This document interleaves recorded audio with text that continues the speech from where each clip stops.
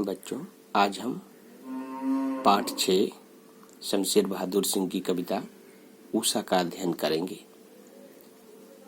इस कविता को अध्ययन करने से पूर्व कुछ विशेष जानकारियां जान लेते हैं। प्रयोगवादी कविताओं के दौर की अगर हम बात करें तो 1943 से प्रारंभ होने वाली प्रयोगवादी कविताएं, जिस समय नए नई विषयों पर प्रयोग किया गया, तो उसी समय के प्रयोग धर्मिता का एक उदाहरण है यह उषा कविता। कविता शिल्प संबंधी बहुत से प्रयोग लेकर आई। नए बिंब, नए प्रतीक, नए उपमान कविता के उपकरण बने। यहाँ तक कि पुराने उपमानों में भी नए अर्थ की चमक भरने का प्रयास प्रयोक्ता कवियों ने किया। अपना आसपास, आस पड़ोस कविता का हिस्सा बना। प्रकृति में होने वाले परिवर्तन मानवीय जीवन चित्र बनकर अभिव्यक्त हुआ।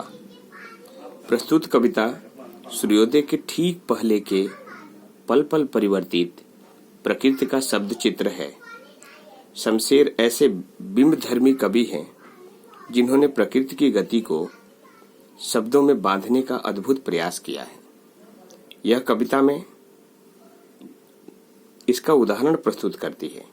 कवि भोर के आसमान का मुख्य दृष्टा नहीं है, वह भोर की आसमानी गति को धरती के जीवन भरे हलचल से जोड़ने वाला सृष्टा भी है। इसलिए वह सूर्योदय के साथ एक जीवंत परिवेश की कल्पना करता है जो गांव की सुबह से जुड़ता है। वहां सिल है, राख से लिपा हुआ चौका है और स्लेट की कालीमा पर चाक से रंग मलते अदृश्य बच्चों के नन्हे हाथ। यह एक ऐसे दिन की शुरुआत है जहां रंग है, गति है और भविष्य की उजास है, और है हर कालिमा को चीरकर आने का एहसास कराती उषा। यानी यह कविता अपने आप में व्यक्ति को जीवन की निरस्ता से बाहर निकालने का एहसास कराती है। सूर्य ऊर्जा का प्रतीक है, यह स्वाभाविक है।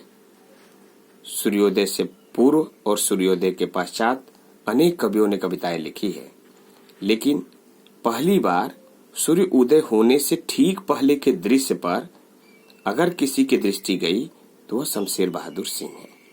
तो आइए इस कविता में अब समझने का प्रयास करते हैं। प्रात नभ था बहुत नीला शंख जैसे।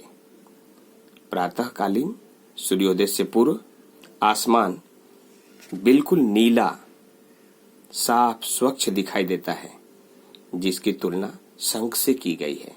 शंख शुद्ध और सात्विक होता है, तो आसमान जब स्वच्छ सुंदर हो तो उसकी तुलना शंख से की गई है। भोर का नभ, हर बात बाद में खत्म होती है और समझ में आती है। ऐसे वैसे नभ की बात नहीं कर रहे हैं, भोर के नभ की बात कर रहे हैं। यानी जब आसमान में बादल का एक भी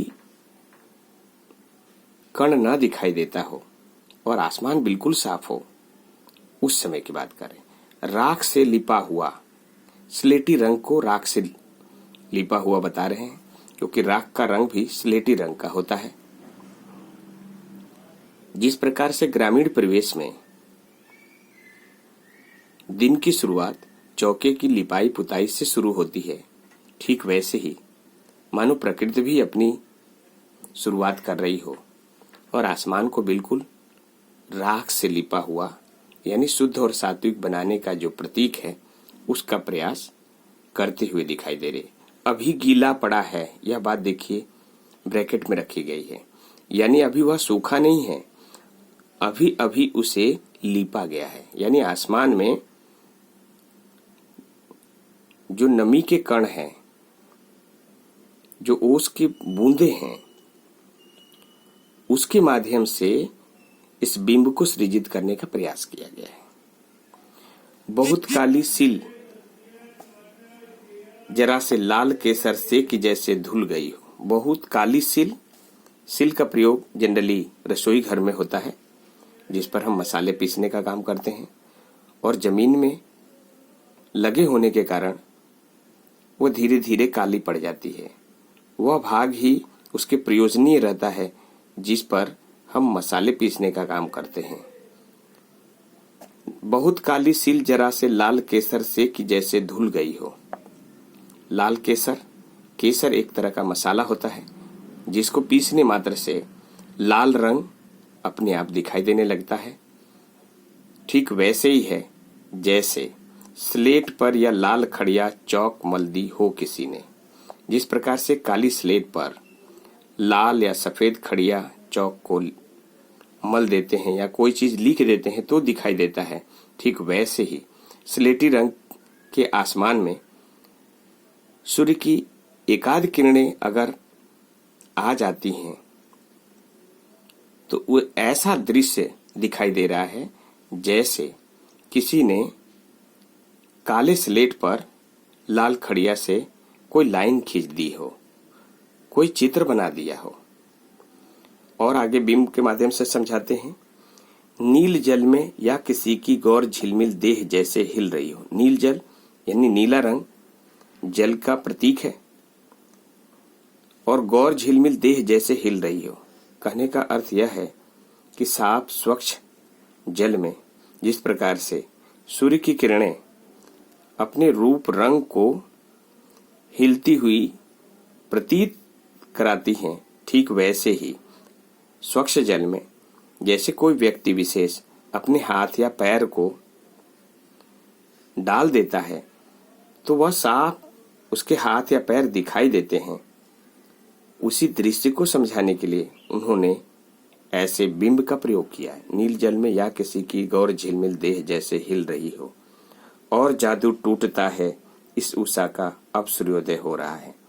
सूर्योदय होने से ठीक पूर्व की यह घटना अपने आप में और अपने अद्भुत सौंदर्य को समेटे हुए रहती है, जिसको समझने का प्रयास, जिसको जानने का प्रयास प्रकृति में निहित हर व्यक्ति करता है। तो इस कविता में इतना ही। धन्यवाद।